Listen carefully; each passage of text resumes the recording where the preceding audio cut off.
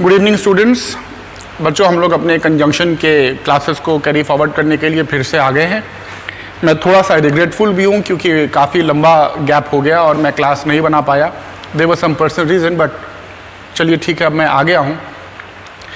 पहली चीज़ तो I want to express my happiness. मैं बहुत ज़्यादा खुश हूँ क्योंकि आपको पता है कि हमारे स्टूडेंट्स 200+ स्टूडेंट्स हैं जो कि प्री के लेवल को क्रॉस कर चुके हैं, और कंसर्न भी साथ साथ में हूँ कि उनका मैथ्स का पोर्शन, ख़ास करके जो बच्चों सेकंड वाला पोर्शन है वो क्लोज टेक्स्ट और PQRS, उसको कैसे कवर करना चाहिए क्योंकि वो छूटा हुआ है।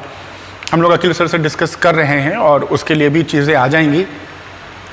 आप देख ही रहे होंगे अखिल सर ने ऑलरेडी स्टार्ट कर दिया है ना। 204 स्टूडेंट्स हैं, I can check in the batch. और आपका आज शायद मैथ्स का टेस्ट हो भी गया है, उसमें टॉपर्स हैं 2 लड़के और 1 लड़की।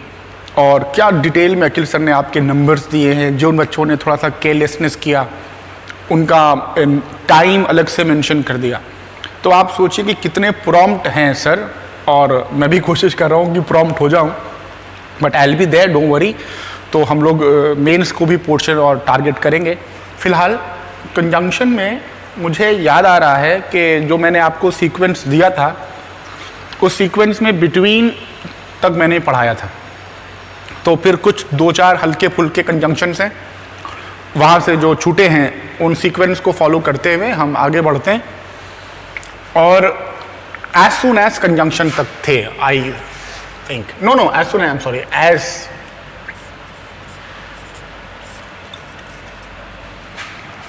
छोटे कंजंक्शंस हैं 4-5, उनसे वार्म अप करते हैं, फिर आगे अच्छे कंजंक्शंस को। अच्छा तो सभी है।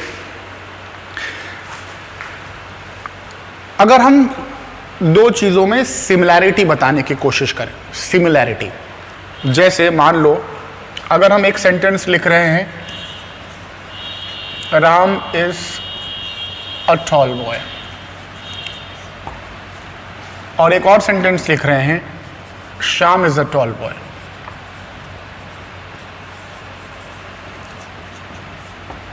दोनों में सिमिलैरिटी है, कंपैरिजन नहीं है। अगर इस सेंटेंस को हम सिंथेसिस करेंगे, सिंथेसिस मतलब कंजंक्शन का यूज करेंगे, तो कैसे लिख सकते हैं? Ram is as tall as Shyam. Fine, इतनी बात आपको क्लियर है?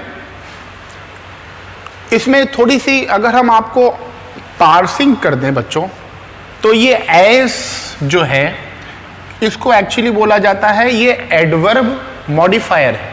मॉडिफायर ज़्यादातर जो व्याख्या करने वाले एडजेक्टिव और एडवर्ब होते हैं।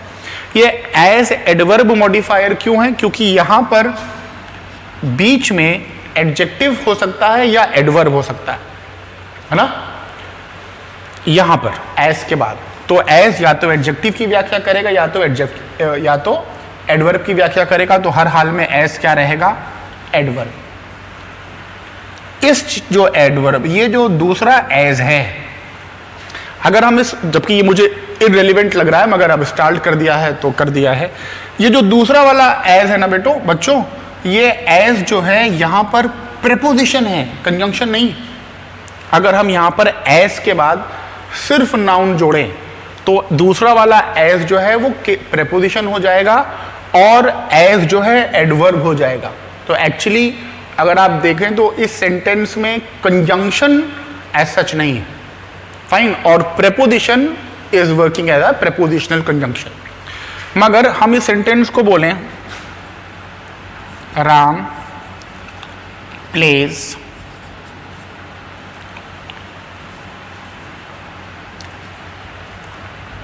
वेल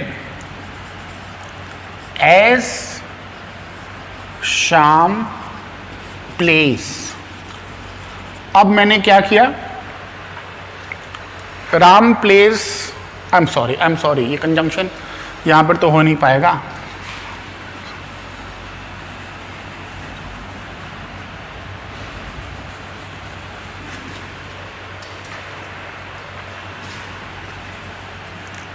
एज वेल, अब यहां पर ये, अभी तो मैंने इससे पहले क्या किया था, आपको एडजेक्टिव से व्याख्या कराई थी, अब की बार ये एडवर्ब है। क्योंकि प्ले की व्याख्या कर रहा है। Ram plays as well as Shyam plays. अब जब एज किसी एक नाउन को नहीं जोड़ देगा और क्लॉज को जोड़ेगा, अब यहां पर ये 100% कंजंक्शन। फाइन, यहां पर एज कंजंक्शन है, ये एज एडवर्ब मॉडिफायर है, ये एज एडवर्ब मॉडिफायर। ये टेक्निकलिटी है तो उसमें उतना जाने की जरूरत नहीं है और मैंने थोड़ा सा इररिलेवेंट बढ़ा दिया। तो एज और एज जो कंजंक्शन है ये क्या करता है, दो चीजों में सिमिलैरिटी को बताता है। आपको पता है उपमा अलंकार सिमिली है ना, as beautiful as a rose. Fine, so उस सेंस में भी यूज होता है। ये एज सिमिली भी है और एज किसी को सिमिलैरिटी बताता है। मान लो अगर हम ये कहें, हम कहें Ram is a tall boy और दूसरा वाला सेंटेंस कह दें Ram is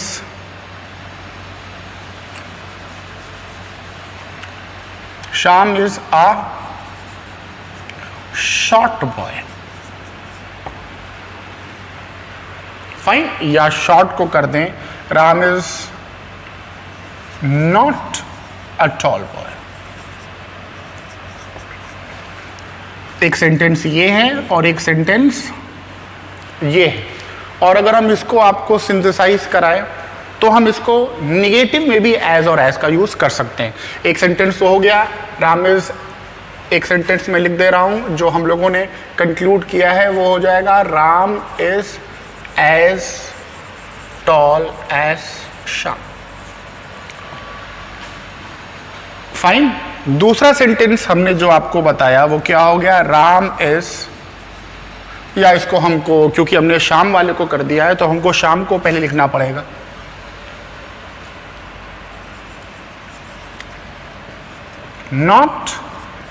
not as tall as,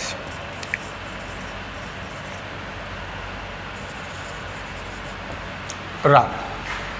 तो इतनी देर में क्या हम लोगों ने देखा कि एज और एज पॉजिटिव में भी जोड़ सकते हैं और एज निगेटिव में भी आ सकता है। दो बात का ध्यान रखिएगा, एज को रिलेटिव कंजंक्शन की तरह दूसरा जोड़ा अगर लेगा तो एज ही लेगा। अक्सर करते हैं पहला एज लगाते हैं दूसरा एज नहीं लगाते, पहले में एज लगाते हैं दूसरे में सो लगा देते हैं या कॉमा लगा देते हैं, वही वाला जोड़े वाला एरर आपको ध्यान देना है। दूसरी इंपॉर्टेंट चीज ध्यान रखनी है कि ये सेंटेंस किन सेंटेंसेस को जोड़ रहा है, पॉजिटिव डिग्री के एडजेक्टिव्स को जोड़ रहा है। फाइन, तो कंपेरेटिव डिग्री का या सुपरलेटिव डिग्री का एडजेक्टिव बच्चों नहीं आना चाहिए। Ram is as tall as Shyam would be absurd, Ram is as tallest as Shyam would be wrong. Fine, तो डिग्री चाहे एडजेक्टिव हो और चाहे अभी मैंने वेल वाला लगाया था, राम प्लेस वेल मैंने बनाया था, तो एज वेल एज श्याम। सो आपको देखना है कि एडजेक्टिव या एडवर्ब हो वो अपनी पॉजिटिव फॉर्म में ही आएगा। यदि बात क्लियर है तो एदर एज पॉजिटिव भी चल सकता है, एदर नॉट एज और एज भी ले सकता है। एक चीज और ध्यान रखना कि अगर हमको ये वाला बनाना है नॉट एज का जोड़ा एज, तो इसका एक और विकल्प, एक और ऑल्टरनेटिव होता है हम लोगों के पास, वो है सो एज। और हम ये भी लिख सकते हैं Shyam is not so tall as Ram. Fine, तो इतनी बातें बच्चों आपको एज और एज कंजंक्शन में जाननी है। उसके बाद मैंने कुछ एग्जाम्पल्स आप लोग के लिए फ्रेम आउट किए हुए हैं पहले से ही, तो मैं उनको आपको कराकर आगे बढ़ता हूं।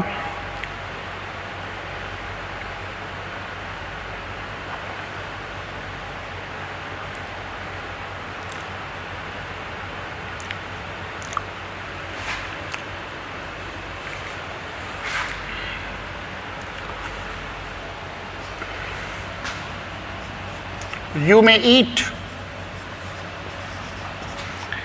as much as you want. Fine. You may call as many friends as you want. Fine. Much आप जानते हैं कि मच पॉजिटिव डिग्री की तरह और मेनी पॉजिटिव डिग्री की तरह भी यूज होता है. Fine. So I think there is no need of any further explanation. इसके अलावा एज और एज, सो और एज में कुछ नहीं. फिर उसके बाद जो कंजंक्शन है वो है सो एज और सो दैट.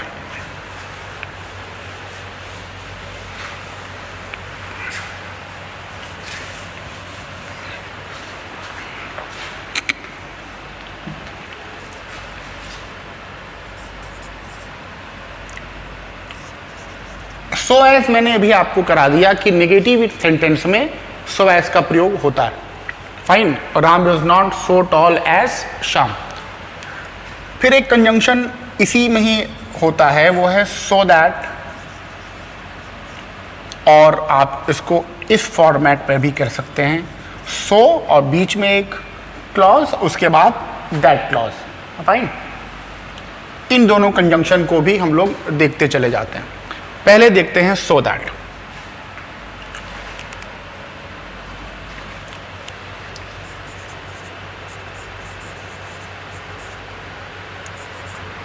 सो दैट एक कंजंक्शन है जिसका मतलब होता है ताकि. फाइन. और इस कंजंक्शन में हम किसी सेंटेंस का रीजन आउट करते हैं. रीजन आउट, जैसे we eat so that we may live. हम खाते हैं ताकि हम जी सके. Fine.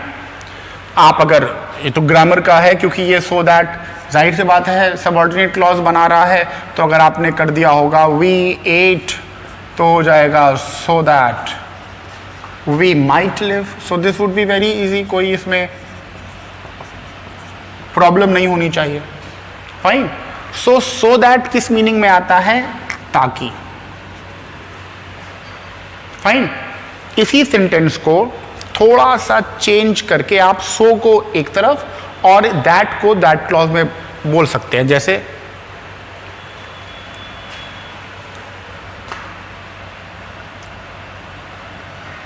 Ram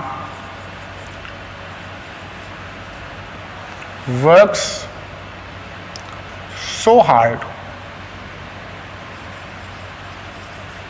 that he will pass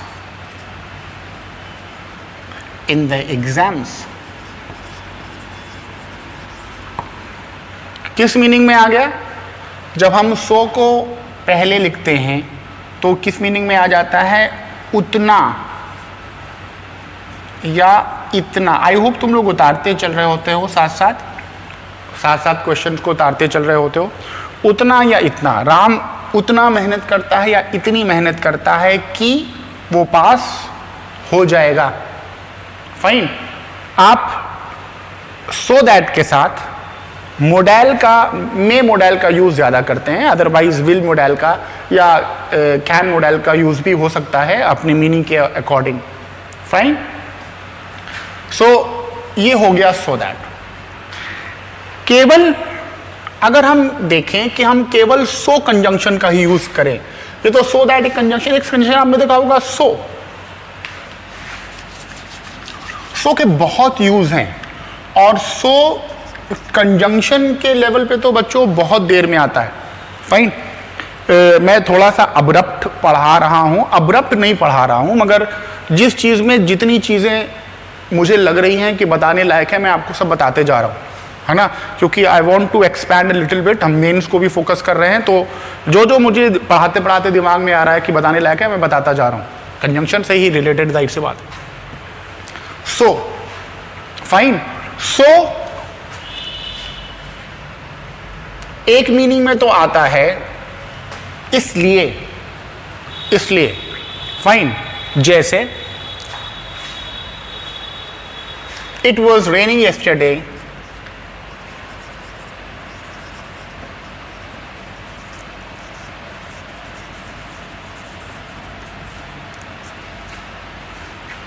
Fine. So I didn't come. इसलिए की मीनिंग में आ गया कंजंक्शन केवल सो. फाइन. इस मीनिंग में आप एक और कंजंक्शन का यूज करते हैं किस लिए कि therefore I didn't come.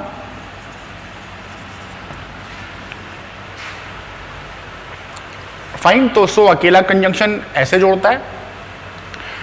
इसी सेंटेंस को हम बिकॉज से भी जोड़ सकते हैं, क्योंकि से, क्योंकि मीनिंग सेम ही है, क्योंकि ये रीजन आउट ही कर रहा है ना. और रीजन बताने के लिए बिकॉज, केवल हमको बिकॉज पहले लगाना पड़ेगा, यहां नहीं लगा सकते. जैसे हम ऐसे कहते हैं because it was raining yesterday.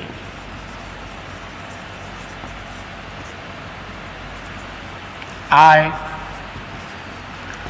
didn't come. Fine. ये यूजेज हैं और आप इसको प्रैक्टिस से ला सकते हैं. अगर आप कोई बहुत टेक्निकलिटी लाइए, अच्छा सर ऐसा क्यों हो रहा है, तो अगर आप खुद भी देख सकते हैं. आप देखिए सो जो है ये हमेशा किस तरीके से यूज होता है, कोऑर्डिनेटिंग कंजंक्शन की तरह यूज हो रहा है. देखिए सो क्या है, कोऑर्डिनेटिंग कंजंक्शन की तरह यूज हो रहा है, इसलिए सो बीच में यूज होता है. बिकॉज सेम सेंटेंस को जोड़ता है, मोरलेस मीनिंग भी सेम है, मगर बिकॉज कोऑर्डिनेटिंग कंजंक्शन नहीं बना रहा है और बिकॉज सबऑर्डिनेटिंग कंजंक्शन जोड़ता है. ये टेक्निकलिटी से अगर हम पढ़ाएं कि आप अगर पूछिए सर सो के यूज में और बिकॉज के यूज में क्या डिफरेंस है, तो एक तो प्रैक्टिकल एस्पेक्ट भी डिफरेंस है, दूसरा टेक्निकलिटी क्या है. आप देखो ये क्या कर रहा है, मेन क्लॉज जोड़ रहा है. फाइन. कंपाउंड सेंटेंस बना रहा है. ये क्या कर रहा है, सबऑर्डिनेट क्लॉज को जोड़ रहा है. सबऑर्डिनेटिंग कंजंक्शन की तरह बिकॉज आता है, कोऑर्डिनेटिंग कंजंक्शन की तरह मेंस आता है. सेंटेंसेस दोनों रो को मोरलेस सेम जोड़ते हैं. फाइन. मैं आपको सो के यूजेज, ये तो सो का कंजंक्शन का यूज है, सो का कंजंक्शन के अलावा भी यूजेज है ना. मैंने आपको पढ़ाया है इन्वर्जन में, जब आप किसी चीज में सिमिलैरिटी दिखाते हैं. Ram place well, so do I. ये सेंटेंस मैं आपको करा चुका हूं. फाइन. ये यहां पर एडवर्ब की तरह आया है. सो डू आई एक यूज कंजंक्शन का ये भी. फाइन. एक सो और एडवर्ब की तरह है ना. आपने किसी को देखा और वो आपने कहा कि सर ये बहुत स्मार्ट लग रहा है, तो मैंने कहा fine, if you find him very smart why don't you go and tell him so. Fine. If you find him smart, go and tell him so. Fine. So ये सब जो सो के यूजेज हैं ये इसके अलावा हैं, which is beyond conjunctions like an adverb actually, but this is the so which is used as a conjunction over here. Fine. तो मैंने अब तक आपको एज और एज पढ़ाया और नॉट एज पढ़ाया, सो एज पढ़ाया, सो दैट पढ़ाया. फाइन. एक और चीज, हम एक और कंजंक्शन, आप लोग नोट करते जाना बच्चों, नोट बनाते जाना अपना. फाइन. एक एक लाइंस के हैं ये सब, एक एक लाइंस के हैं, मगर इंपॉर्टेंट है और आते भी हैं. तो आप इसके बाद अगर सुनने के बाद प्रैक्टिस करोगे तो आपको मिलेगा.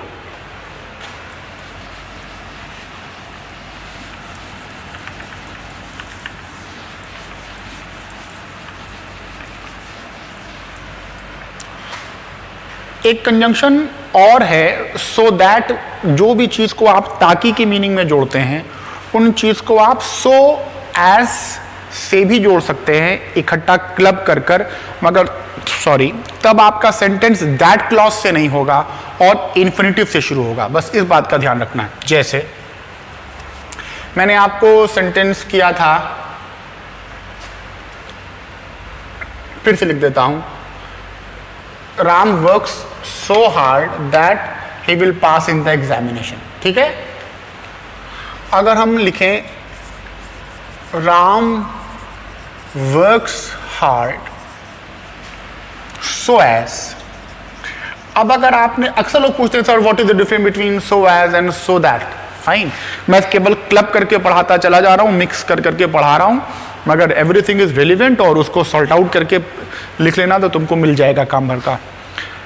Ram works hard so as, अब यहां पर दैट क्लॉज से नहीं जोड़ेंगे, सो दैट क्लॉज से जोड़ता है, सो एज किससे जोड़ता है, टू प्रेपोजिशन से, so as to pass in the examination. Sentence की मीनिंग सेम है, केवल हमने पहले वाले को सो दैट कंजंक्शन से जोड़ा है, उसी सेंटेंस को सो एज टू से भी जोड़ा जाता है, अक्सर इसके ऊपर भी एरर आते हैं। फाइन, कुछ एग्जाम्पल्स जो मैं और लेकर आया हूं, because I am very bad at making examples actually, so वो एग्जाम्पल मैं आपको कराऊं। हाँ, एक चीज और, सो दैट से आपने जो भी सेंटेंस बनाया है, फाइन, उस सेंटेंस को आप एक और कंजंक्शन से जोड़ते हैं जो बहुत ही रिमोटली यूज किया जाता है, आप ऑब्सलीट कह सकते हैं, इन ऑर्डर टू, जैसे Ram works hard in order to, fine, ये क्या हो जाएगा, प्रीपोजिशनल कंजंक्शन हो जाएगा, इन ऑर्डर टू पास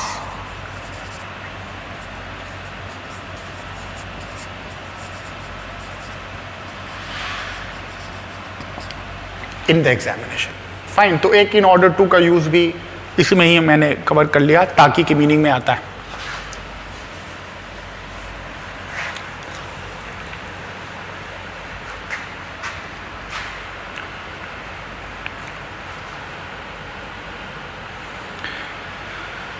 मैंने एग्जाम्पल आपको बता दिया, 2 एग्जाम्पल मैंने लिखा हुआ है, उसको जस्ट और क्लियर कर दूं। आई एम सो टायर्ड, सो यहां पर क्या हो गया, एडवर्ब। क्या आप सेंटेंस को यहीं तक फिनिश नहीं कर सकते? 100% कर सकते हैं, अब तक कोई कंजंक्शन का यूज मैंने नहीं किया। Fine, Ram is so tired, sentence is complete in itself, और यहां पर टायर्ड है 100% एडजेक्टिव, और सो क्या है, एडवर्ब। मगर अगर हम उसके बारे में अतिरिक्त इंफॉर्मेशन देंगे तो हम सो से किस चीज को अतिरिक्त इंफॉर्मेशन देंगे, दैट क्लॉज से। Ram is so tired that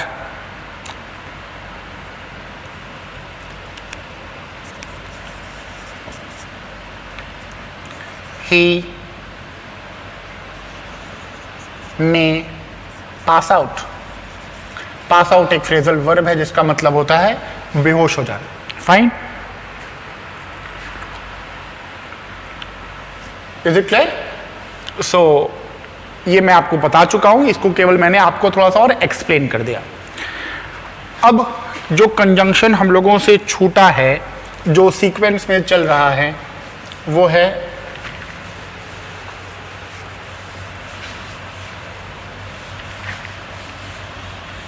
एक एक लाइन का। एक एक लाइन का है, मैं जल्दी जल्दी कवर कर लूंगा, आपको ज़्यादा टाइम नहीं लूंगा और अच्छे कंजंक्शंस पर देर तक रुकूंगा। The same as, the same that,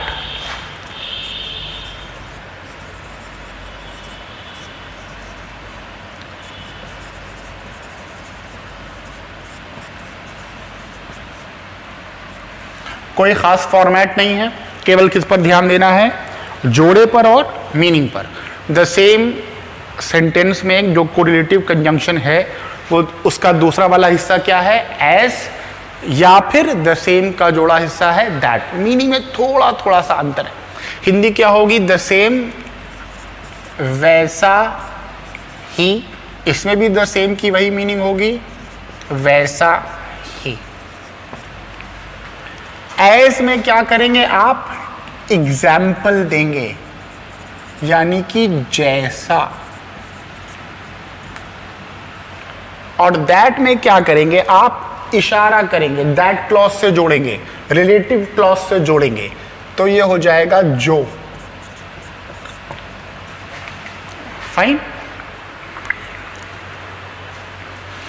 मुझे वैसा ही बाइक चाहिए जैसा राम के पास है। फाइन, तो क्या बोलोगे हम, I want the same bike as Ram. As Ram, तब तो तुलना हो जाएगी, गलत तुलना हो जाएगी, बाइक की तुलना हो जाएगी राम से, और इसका मतलब हो जाए मुझे राम की तरह बाइक चाहिए।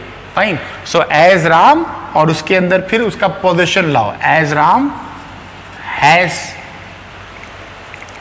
फाइन, ये भी करेक्ट है।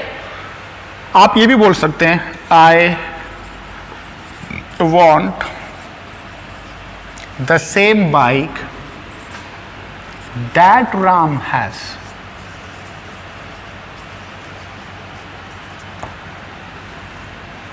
फाइन, इसमें एग्जाम्पल दे रहे हैं एज जैसे कि, और इसमें डिमॉन्स्ट्रेट कर रहे हैं, है ना, उसके तरफ इशारा करके बोल रहे हैं, या उसको निशानदेही करके बोल रहे हैं कि जो कि राम के पास।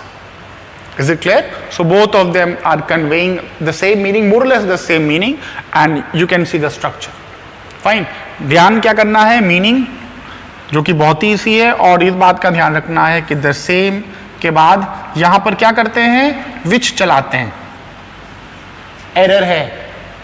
फाइन, या द सेम के बाद और भी कोई रिलेटिव प्रोनाउन चला देंगे, वो सब एरर है। द सेम के साथ या तो ऐसे सेंटेंस बनेगा या तो दैट से, बस इतना ही ध्यान रखना है, इतना ही पे एरर आता है।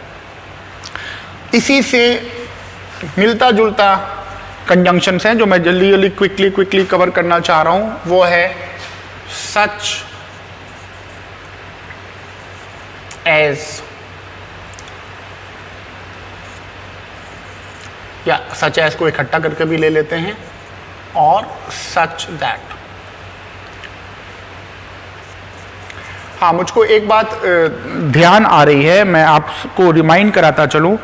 मैं देख रहा था कि कुछ बच्चों ने कहा कि सर आपने जो नॉट ओनली बट ऑल्सो में इन्वर्जन के रूल पढ़ाए हैं उनको आप फिर से कवर अप कर दीजिए। उसके बाद जो मेरी इंटरेक्टिव क्लास चल रही है उसमें कई बच्चों ने पूछा नॉट ओनली बट ऑल्सो पर। आज ही किसी लड़की ने पूछा था नॉट ओनली बट ऑल्सो पर, प्योर क्वेश्चन इन्वर्जन का था, तो मैंने उसको समझाया और उसको बताया कि आप लोगों ने पूछा था। मगर मुझको लग रहा है कुछ स्टूडेंट ऐसे हैं कि जो कि दिशा के स्टूडेंट नहीं हैं और जो हम लोगों की इंटरेक्टिव क्लासेस है उनमें कनेक्टेड नहीं है और देख रहे हैं वीडियो, बहुत अच्छी बात है। तो अगर उनको भी कोई प्रॉब्लम है तो आप नीचे कमेंट बॉक्स में अपना क्वेश्चन, अपनी प्रॉब्लम बताओ, तो अब मैं अपने फिजिबिलिटी, अपने ईज के हिसाब से जब मैं टाइम मिलेगा मैं उसमें आपको आंसर दे दूंगा। फाइन। अगर आप दिशा के स्टूडेंट हैं तो आप इंटरेक्टिव क्लास में पूछिए, बहुत डिटेल में किसी को और समझाओ। फाइन। मैं ज़्यादातर फोकस किनको कर रहा हूँ, अपने बच्चों को जिनको मैं थोड़ा बहुत पढ़ा के आया हुआ हूँ, और जो बहुत ही बेसिक वाले स्टूडेंट्स हैं उनको हो सकता है एक बार में समझ में नहीं आए। मगर अगर आपको एक बार में समझ में नहीं आ रहा है, गो फॉर मोर प्रैक्टिस, उस पर और प्रैक्टिस करो। जिस क्वेश्चन पर फंस जाओ वो क्वेश्चन को पुटअप कर दो, कमेंट में पुटअप कर दो, या अगर मुझसे डायरेक्ट दिशा के स्टूडेंट हो तो डायरेक्ट उन क्वेश्चन को कवर अप करो, मैं बता दूंगा, आपका काम बन जाएगा। फाइन। तो देखते जाओ जो जो चीज़ें फंसे। मेरे हिसाब से जितना जिस कंजंक्शन में पढ़ाना है मैं उतना डिटेल तक आपको जा रहा हूं और उनको एक एक बार टच कर दे रहा हूं। फाइन। ये क्योंकि रिकॉर्डेड लेक्चर है इसलिए आप रिकॉर्ड को वापस रिवाइंड करके सुन सकते हो, है ना। So you don't need to ask sir उसको फिर से बोल दीजिए, यार फिर से क्या, उसको रिवाइंड करके सुन लो। फाइन। तो डायरेक्ट क्लास में होता है कि सर आपको प्रॉपरली सुन नहीं पाए, बगल वाले से बात कर रहे थे, तो that would be a different thing ना। तो उसको सुनो और जहां पर प्रॉब्लम हो इंटरेक्टिव क्लास में पूछो, वरना कमेंट में पूछो, तो मैं अपने टाइम मिलेगा तो आपको उसका आंसर दे दूंगा। सच एज और सच दैट भी बहुत आसान है। सच मतलब उस प्रकार के,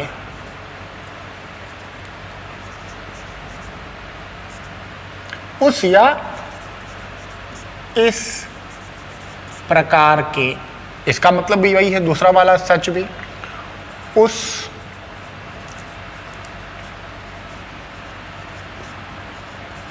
या इस प्रकार के एज, अभी जो मैंने किया, जैसा और जो। फाइन, केवल पहला वाला चेंज हुआ है। जैसे मुझको उस प्रकार के लोग पसंद नहीं हैं जो दूसरों के मामलों में इंटरफेयर करते हैं। उस प्रकार के, जो करके दो पार्ट जोड़ा, I do not like such person that interferes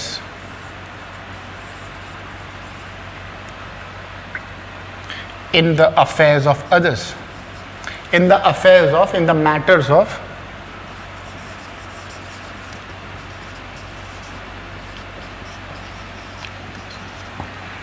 I do not like such persons that interfere in the affairs of others. Fine. As मैं केवल उदाहरण दे दूं, I do not like such person, बढ़ा दो, as my uncle Sohan. Fine, comma लगाओ, नहीं लगाओ चलेगा, लगाओगे अच्छी बात है। That interferes in the affairs of others, such as, सच का as और सच का that।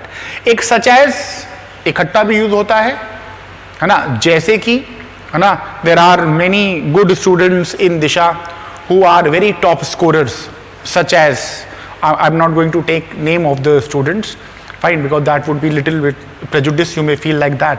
तो such as Ram, Shyam, Sohan, Mohan, fine. तो सच एज करके आप ऐसे भी बोल सकते हैं। ये एक एक लाइन के हैं बच्चों, इसलिए मैंने इसको जल्दी जल्दी जल्दी जल्दी कर दिया। इसके अलावा इसमें कुछ नहीं है।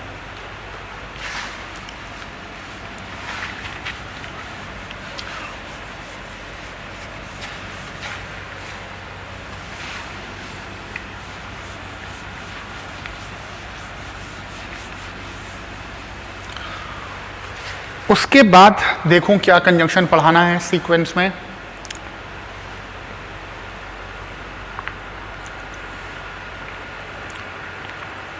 बिटवीन का जोड़ा एंड हो गया, सच एज हो गया, एज इफ एज दो,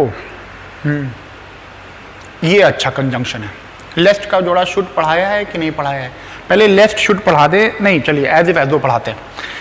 एज इफ एज दो बहुत ही इंपॉर्टेंट डिटेल, और उसमें तो बहुत कुछ पढ़ाना है।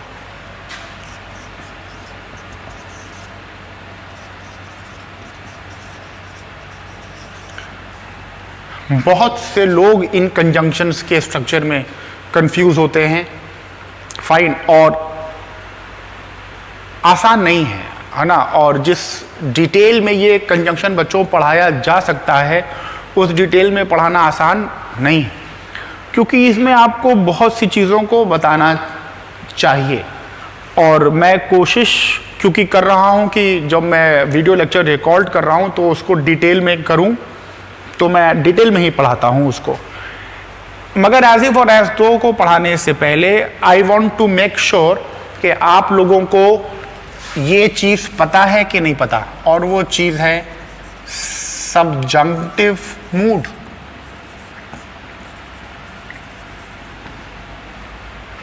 आप लोग जानते होंगे दो प्रकार के मूड होते हैं, इंडिकेटिव मूड और सब्जेंटिव मूड। तो आप लोगों को सब्जेंटिव मूड पता है, और मैं आगे बढ़ जाऊं कि सब्जेंटिव मूड को पढ़ाने के बाद आगे बढ़ूं। और मैं आपका मतलब समझ चुका हूं, क्योंकि मैं आप लोगों की कैफियत को जानता हूं। आप कहेंगे नहीं सर, सब्जेंटिव मूड को पढ़ाते हुए आगे बढ़िए, मगर मैं पढ़ा देता हूं। I am going to attempt subjective mood 100%। मगर जो बच्चे नए हैं, अभी शुरुआत में हो सकता है कि उनको बड़ी अटपटी बातें लगे जो मैं सब्जेक्टिव मूड में पढ़ाऊंगा, और जो बच्चे पुराने हैं उन्होंने भी अगर सब्जेक्टिव मूड पहले नहीं पढ़ा हुआ है कभी, तो उनको मुश्किल होगी डाइजेस्ट करने में कि ये क्या पढ़ा रहे हैं, इररिलेवेंट है। जैसे बहुत ही मामूली सब्जेक्टिव मूड आपने पढ़ा होगा, if I was a king गलत है, और होना चाहिए if I were a king. Fine. अब हर स्टूडेंट कह रहा होगा हाँ सर ये वाला स्ट्रक्चर तो सुना है, if I were a king होगा। ये बहुत ही मामूली स्ट्रक्चर है बच्चों सब्जंक्टिव का, बहुत ही मामूली। फाइन। और कुछ सब्जेक्टिव के मैं एक आध एग्जाम्पल से आपको पहले उसकी डिटेल आउट करता हूं तो बताता हूं। एक एग्जाम्पल आप लोग बहुत प्रॉपरली और बहुत ध्यान से उतारिएगा, बहुत ध्यान से, तो आपको समझ में आ जाएगा कि मैं क्या कहना चाह रहा हूं।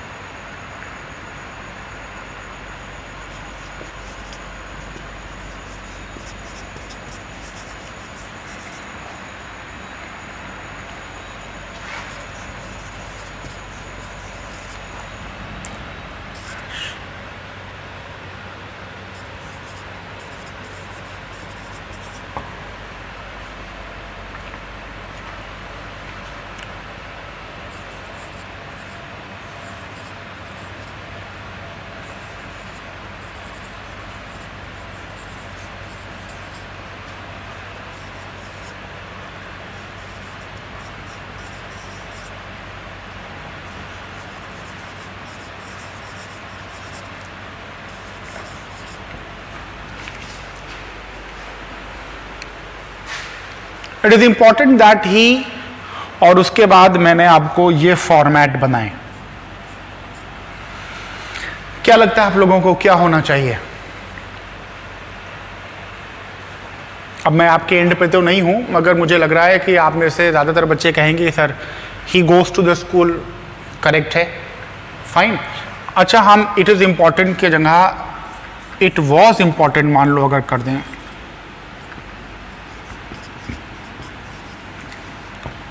तो आगे क्या होना चाहिए? फाइन। सब्जेक्टिव मूड का दो बातों को ध्यान रखिएगा हमेशा, और ये दो बातें उसका मूल मंत्र हैं। पहला, सब्जेक्टिव मूड का दूसरा अर्थ क्या है? Subject verb disagreement. कभी भी सब्जेक्टिव मूड में सब्जेक्ट और वर्ब अग्री नहीं होगा। जैसे हम लोग बोलते क्या है, ये सब्जेक्ट वर्ब अग्री कर रहा है कि नहीं कर रहा है? ये सारे के सारे सब्जेक्ट वर्ब अग्री कर रहे हैं, केवल ये देखो ही के साथ वर्ब की फर्स्ट फॉर्म यही अग्री नहीं कर रहा है, और यही करेक्ट आंसर है। चाहे सेंटेंस इससे बनाओ, चाहे सेंटेंस वर्स से बनाओ। फाइन। हो सकता है आपको अटपटा सा लग रहा हो, इसीलिए सब्जेक्टिव का दूसरा नाम क्या है? कभी भी ये अपने सब्जेक्ट और वर्ब से अग्री नहीं करता। देखिए आई के साथ तो वॉस चलता है, मगर करेक्ट क्या है? वर्ब। इसका मतलब सब्जेक्ट वर्ब से अग्री नहीं कर रहा। Fine. This is called subjective mood. तो एक चीज तो सब्जेक्ट वर्ब डिसएग्रीमेंट, दूसरा स्टैटिक स्ट्रक्चर।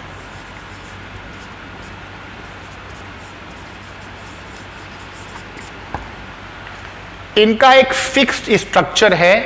अगर कुछ चीजें आ गई यहां पर तो फर्क ही नहीं पड़ता कि सब्जेक्ट सिंगुलर हो कि प्लूरल हो, पास्ट का हो, प्रेजेंट का हो, फ्यूचर का हो, that make least difference.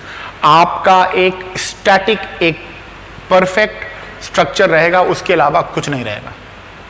Fine. तो आई होप मैंने आपको कंफ्यूज नहीं किया हो। आप और उतारो, जरूर से उतारो इस चीज को। फाइन। एक एग्जांपल मैं और देता हूं। एज इफ एज दो पर आता हूं। एज इफ एज दो को इन्हीं को पढ़ाते पढ़ाते मैं आ जाऊंगा, क्योंकि एज इफ एज दो को पढ़ाने के लिए ये बताना बहुत जरूरी है बच्चों।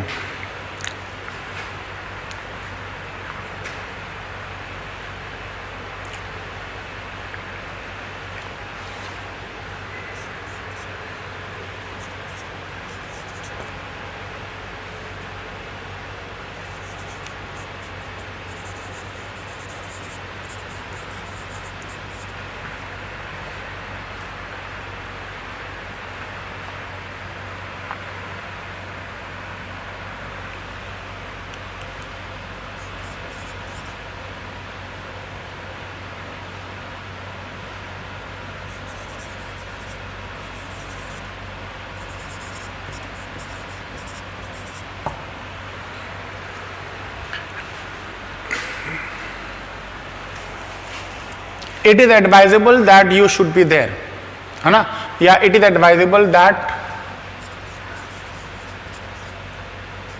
You have a trainer.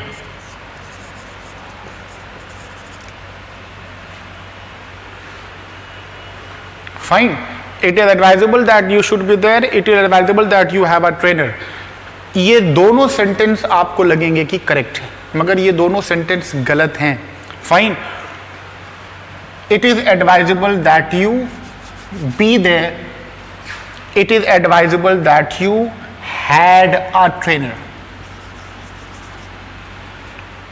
Fine, so इन दोनों को भी उतारो।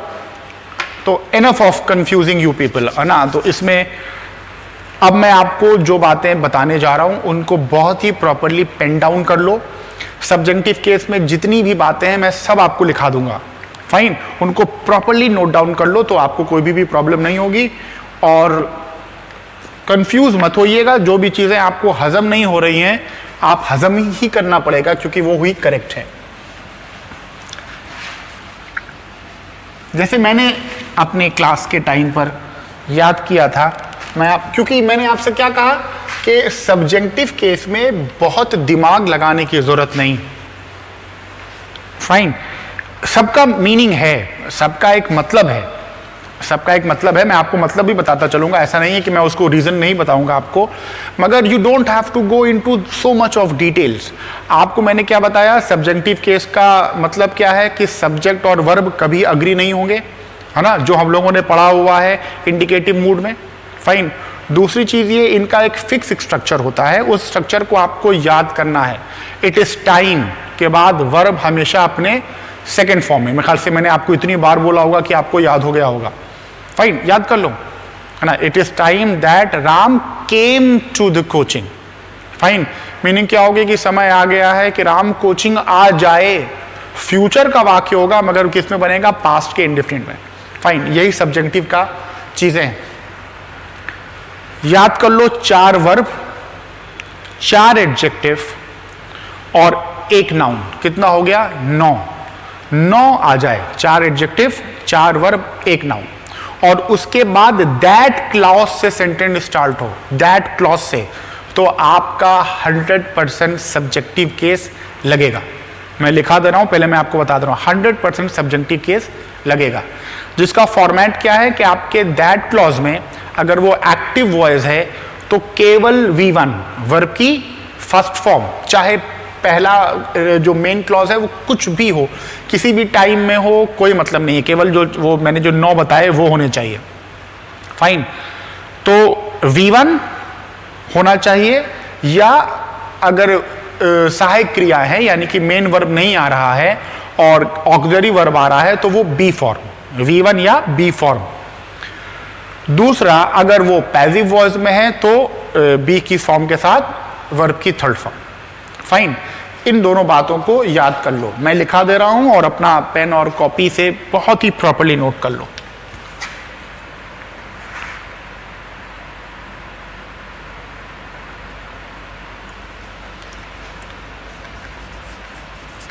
वर्ब कौन कौन से, सजेस्ट, रिकमेंड, डिमांड, मैं हमेशा सी वाला लिख देता हूं, ऐसी वाला वर्ब है, सी वाला नाउन है, एडजेक्टिव।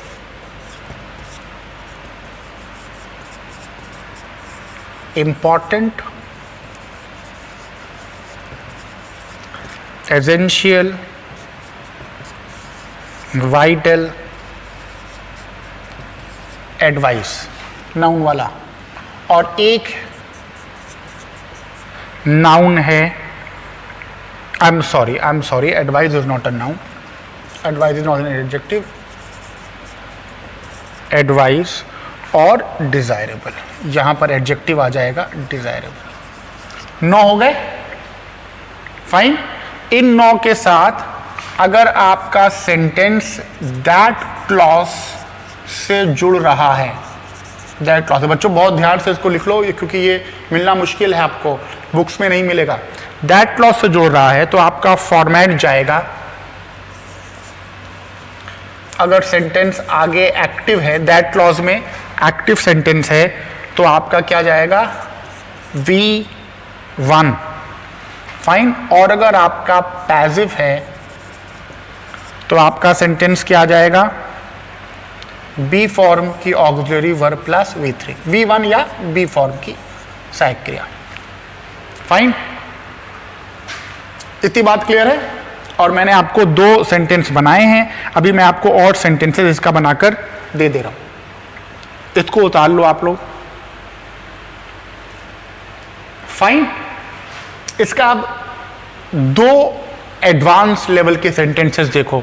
इन दोनों के सेंटेंस मैं पहले बना चुका हूं, है ना। It is advisable that you be there, है ना, it is advisable that you be there.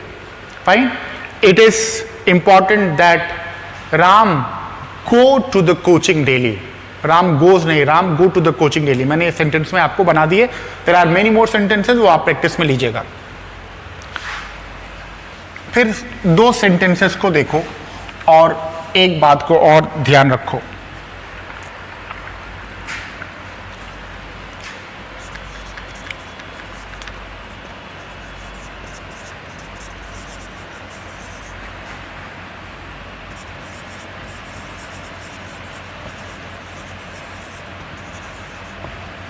अगर मैं ये सेंटेंस बोल रहा हूं, it is important to learn English, तो आप कहिएगा सर इट इज इंपॉर्टेंट तो आ गया। फाइन, तो इट इज इंपॉर्टेंट के बाद दैट क्लॉज कहां आया, दैट क्लॉज कहां आया, ये तो सेंटेंस इन्फिनिटिव से चल गया। फाइन, तो इन्फिनिटिव से चलेगा तो फिर ये रूल नहीं लगेगा, ये रूल केवल कब लगेगा, दैट क्लॉज। फाइन, एक रूल और याद रखना, ये तो बहुत इंपॉर्टेंट नहीं है, बहुत नॉर्मल सी बात है, निगेटिव सेंटेंस में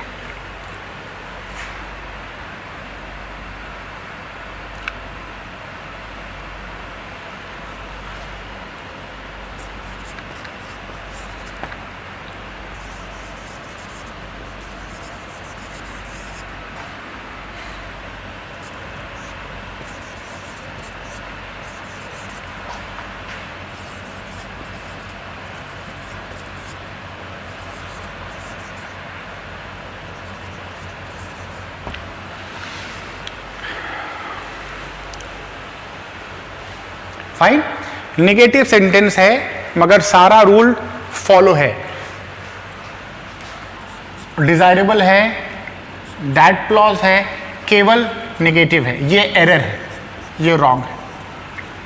फाइन, मैंने बताया स्ट्रक्चर स्टैटिक है, रटे हुए स्ट्रक्चर है, इनके अलावा कोई स्ट्रक्चर हो ही नहीं सकता। तो याद भी कर लो, लिख भी लो। It is in that he not eat much. Fine, it is advisable that he not eat much. इसको उतार लो बच्चों, है ना, ये रेयर सेंटेंसेस हैं मगर मैंने आपको बता दिया ताकि आपको इस बात का ध्यान रहे।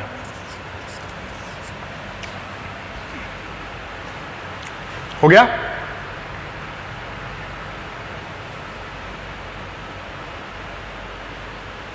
चलिए, इसके बाद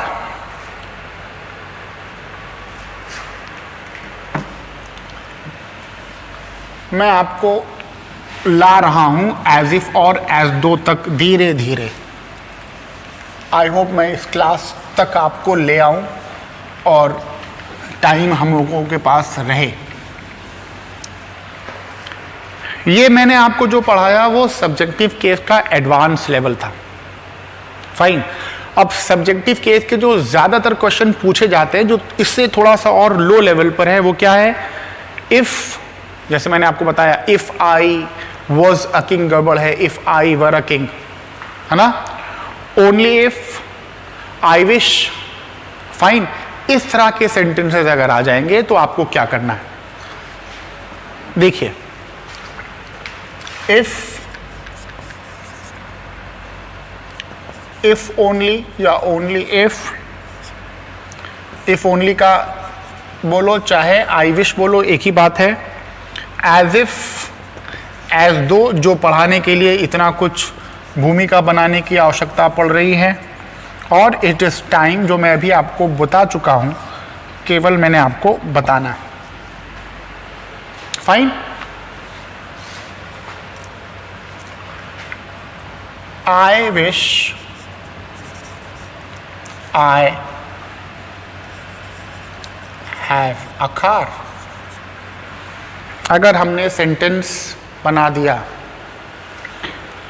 आई wish I have a car, क्या सेंटेंस करेक्ट है? आपको लगेगा कि हाँ करेक्ट है। Fine, I wish I have a car, ये सेंटेंस आपका गलत है, गलत है। दो बातों को समझाना चाह रहा हूं और थोड़ा सा ध्यान से सुनोगे तो तुमको समझ में आ जाएगा। अगर हम बोले कि काश मेरे पास एक गाड़ी होती, तो ये तीन तरीके के सिचुएशंस को आपको बता सकती है। प्रेजेंट का सिचुएशन भी हो सकता है, फ्यूचर का भी हो सकता है, पास्ट का भी हो सकता है ना। अगर हम अपनी हाइपोथेटिकल काश की जो सिचुएशन है उसको प्रेजेंट या फ्यूचर की माने, सेंटेंस के हिसाब से आपको देखना पड़ेगा, या आप अगर जैसा अपने आप को एक्सप्रेस कर रहे हैं कि काश मेरे पास गाड़ी होती, इसका मतलब इस टाइम नहीं, काश मेरे पास गाड़ी होती तो आज मैं पैदल कोचिंग नहीं आता, इस टाइम, इसका मतलब I don't have a car right now. Fine. या काश मेरे पास गाड़ी होती, ये फ्यूचर के लिए अगर आप बोल रहे हैं तो आपका ये तो हर हाल में रॉन्ग है, ये तो हर हाल में रॉन्ग है। फाइन। तो आपको लगाना चाहिए आई विश और उसके बाद would plus V1 plus object. I wish Ram would come, काश राम आता, आई इसमें हो जाएगा आई wish I would have a car.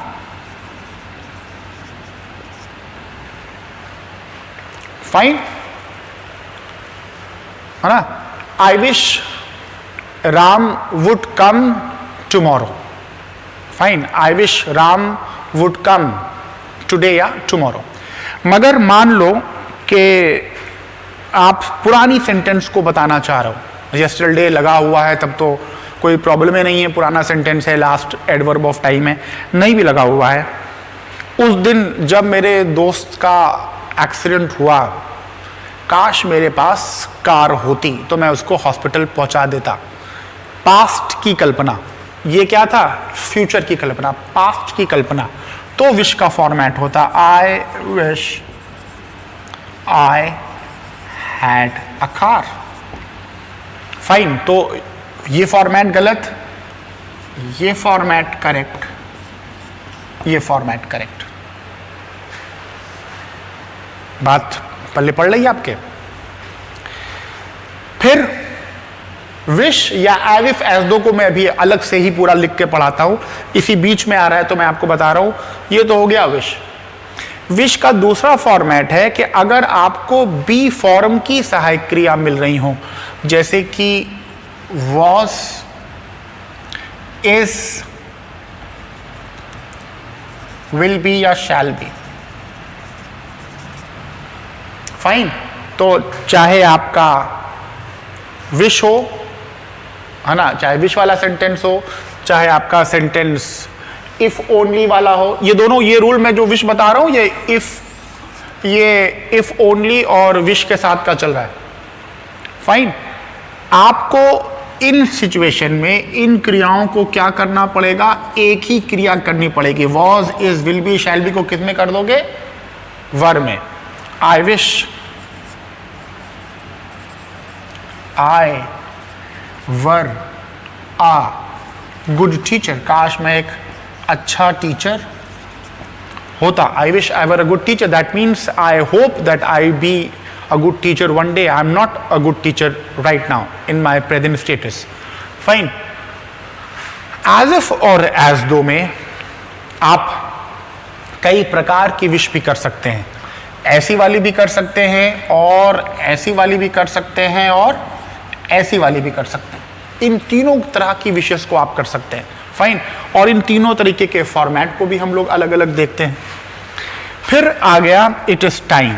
मैंने आपको बताया कि इट इज टाइम के साथ आपको इस बात का ध्यान रखना है कि इसका स्ट्रक्चर स्टैटिक है, चाहे ये फ्यूचर में चला जाए जो हम लोगों ने पढ़ा है, और चाहे ये सेंटेंस पास्ट का ही क्यों ना हो, एक स्टैटिक फॉर्मेट है इट इज टाइम के साथ वी सेकेंड। फाइन, तो आपको इस स्ट्रक्चर को रट लेना है। आई होप आप उतारते जा रहे हैं, क्योंकि ये examples I wish I have a car, आपको लगेगा कि सेंटेंस तो एकदम करेक्ट है, fine, but this is wrong, और ये सब्जेक्टिव केसेस हैं और ये इनके करेक्ट स्ट्रक्चर्स हैं, फाइन। और मैंने आपको चारों एडजेक्टिव जिसमें सब्जेक्टिव लगते हैं, चारों वर्ब जिसमें सब्जेक्टिव लगता है, एक एडवाइस नाउन जिसमें सब्जेक्टिव लगता है, उसको पढ़ाया। फिर हमने इफ को कवर किया, ओनली इफ विश को कवर किया, इट इज टाइम को कवर किया। अब इस कंजंक्शन जिस पर मैं आपको पढ़ाने के लिए मैंने पूरा सब्जेक्टिव केस पढ़ाया है, वो मैं पढ़ाना चाहता हूं। What is the time? Fine, तो मैं कवर करता हूं, है ना। I take only 10 minutes more, क्योंकि मैं चाहता नहीं हूं कि बहुत लंबा लेक्चर हो जाए, और लंबा लेक्चर होने की वजह से थोड़ा सा मोनोटोनस हो जाता है, मगर मैं इसको बहुत ही इजीली कवर करता हूं। देखिए, एज इफ और एज दो कंजंक्शन जो है, इन दोनों की मीनिंग में कोई भी डिफरेंस नहीं है, एकदम सेम मीनिंग में यूज होते हैं। केवल एज इफ का यूज ज्यादा प्रचलित है बनिस्बत के एज दो के, मीनिंग इज 100% से। फाइन, मान लो मैं ये बोल रहा हूं, Ram speaks as if he will pass in the examination.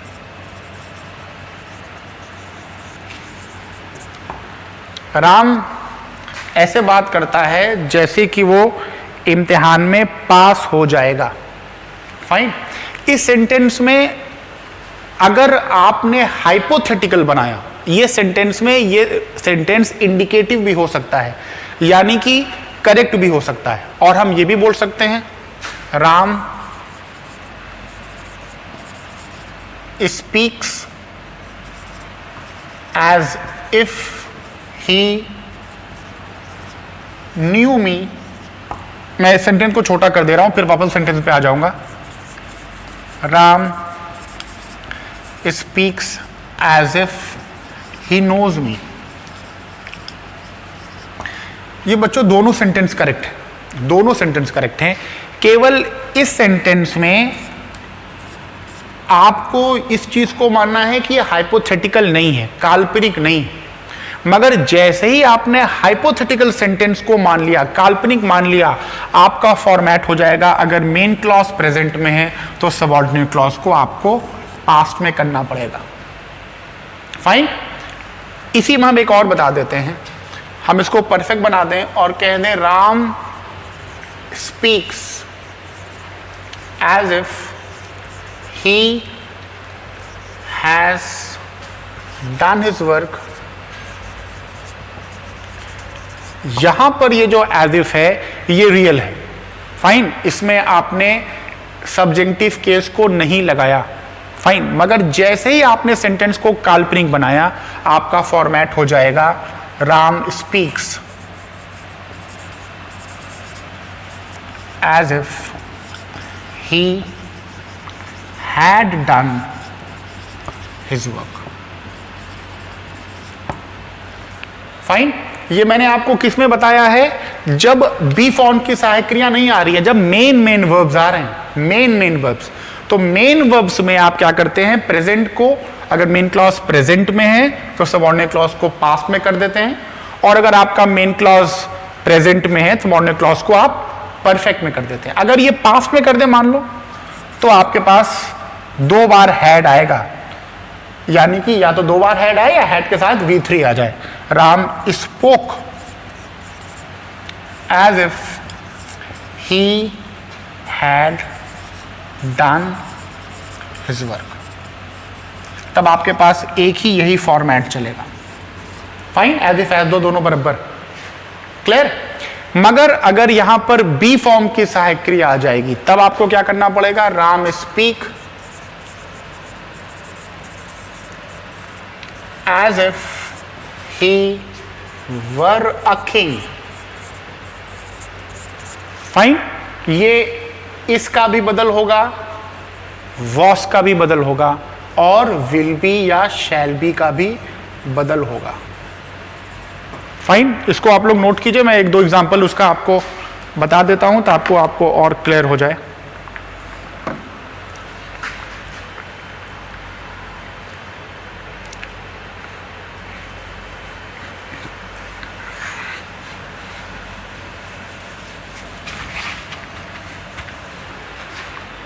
एक सेंटेंस देखिए, अगर मैंने लिख दिया आई wish I have a car,